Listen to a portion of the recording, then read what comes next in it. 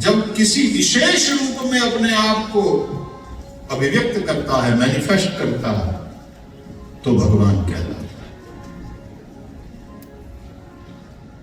इसलिए ये सब अवतार भगवान, मत्स्य भगवान, कूर्म भगवान, वराह भगवान, नरसिंह भगवान, भगवान राम, भगवान कृष्ण अवतार। अच्छा, अवतार शब्द का भी अर्थ है कमिंग डाउन, अवतरण, नीचे उतरना। वो जो सबसे ऊंचा है, वो जो सबसे महान है, वो भक्तों की भक्ति के वशीभूत होकर के अवतरित होता है, क्योंकि वहां तक पहुंचना हमारे बस की बात नहीं। हम चढ़ नहीं सकते, लेकिन वो तो उतर सकता है। तो भक्तों की भक्ति के वशीभूत होकर के वो अवतरित होता है। इनफैक्ट एक संस्कृत में शब्द है अवतरणिका। अवतरणिका कहते हैं सीढ़ी को, संस्कृत में अवतरणिका। तो वो जो सीढ़ी होती है तो केवल चढ़ने के ही काम आती है क्या? ना, उतरने के भी काम आती है। तो चढ़ने से भी ज्यादा उतरना कठिन है। किसी टेकड़ी पे आप जाओ, उतरते समय ही नोड़ा भराई जाए, तब मसल्स पर और घुटनों पर ज्यादा जोर आता है। हमारा घना गिरना और चढ़े। दत्तात्रेयની ટોપુથી ચડી જાય, ત્યાં સુધી બહુ વાંધો ને, પછી ઉતરે ને પછી નળા ભરાય।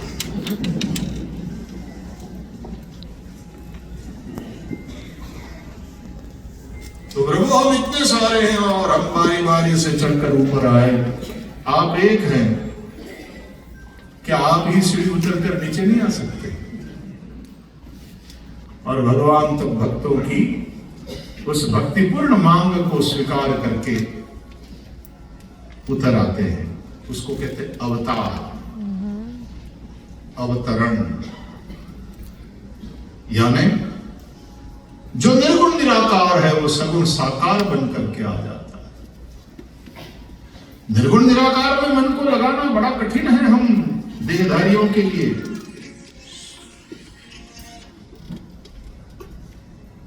भगवत गीता में भगवान श्री कृष्ण कहते हैं अव्यक्ता हि गतिर दुखम देहवद्भिर्वाप्यते क्लेशोऽधिकतरस्तेषां। अव्यक्ता निराकार में मन लगाना कठिन है। मन बड़ा चंचल है, चंचलम ही मन कृष्ण, नहीं लगता।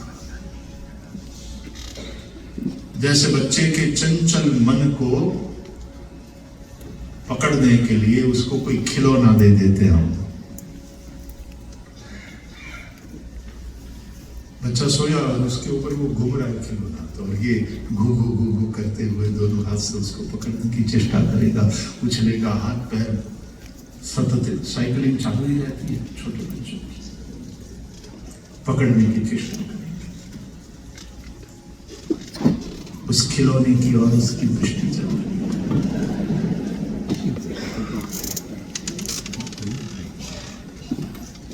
साकार।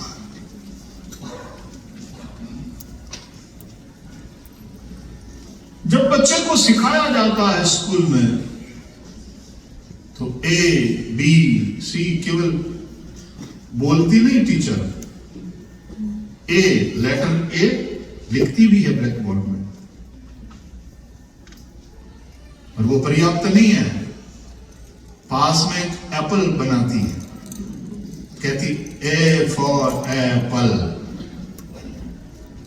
तो वो चित्र विशेष याद रहता है और उस चित्र के साथ जोड़ करके लेटर ए को याद रखना सरल हो जाता है। साकार। बहनों तो ताली वगाड़े आ हामड़ीने बराबर, पुरुषों वगाड़े, पुरुषों आम जता काई लागे के वळगे।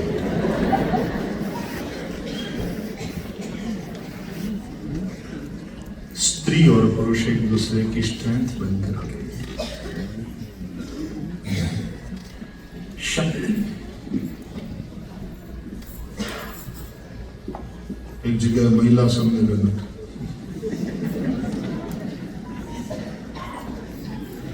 આખું ઓડિયન્સ મહિલાઓથી ભરેલું, 5-25 પુરુષો પણ હતા. તો બહેનોએ જબરજસ્ત ભાષણ કર્યું. બહેનો, મહિલાઓ, આપણે આપણી શક્તિને बराबर समझवानी है. तुम शक्ति स्वरूप आओ, तुम ऐसे वैसे नहीं हो, कमजोर मत बनो, तुम शक्ति हो, तुम शक्ति. तो थोड़े पुरुष बैठे थे, बोले हम क्या है फिर? तो बोले तुम सहन शक्ति हो.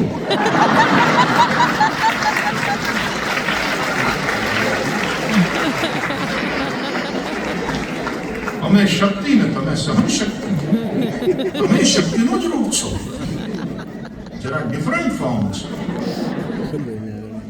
રાધે રાધે. રાધે રાધે.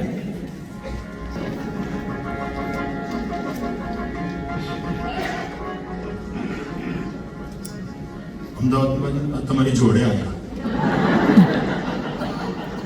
અમારી જોડે આવ્યા ને આવ્યા સાથેની જોડે.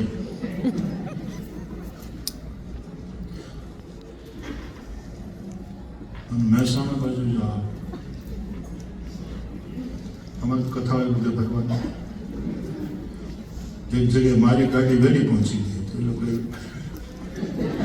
ફૂલના હાર ને આમ તેમ બધું રાખ્યું હતું, પહેરાવ્યા, સ્વાગત કર્યું. તો હજી આખો એક હુંડલો ટોપલો બાકી હતો, એમાં ફૂલના બીજા હાર. મારી સામે જોઈને મને કે તમારા પકોડી વાળા નહીં આવ્યા?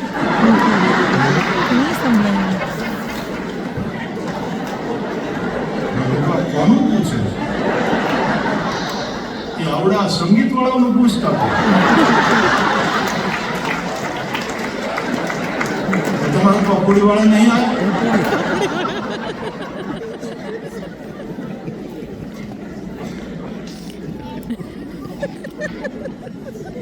દરેક ભાષાની પોતાની મીઠાશ છે, એનું આગવા પણ આપણને બધી ભાષા ગમે, બધા લેખક ગમે. કચ્છમાં જાઓ તો એ કચ્છી કુરો ચોતા.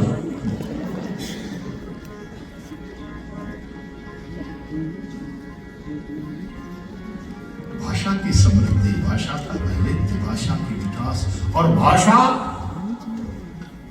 संस्कृति का घर है. भाषा में पूरी संस्कृति बसती है.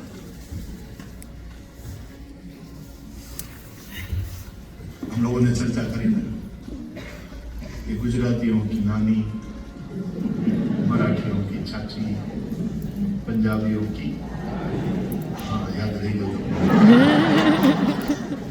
और हिंदियों की,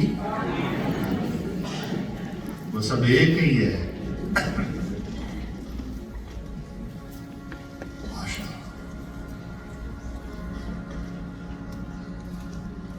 આટલી ભાષા, આખા વિશ્વમાં કેટલી ભાષા હશે, કેટલી બોલી હશે. બોલીની પાસે લિપિ નથી હોતી, ભાષાની પાસે પોતાની લિપિ હોય છે.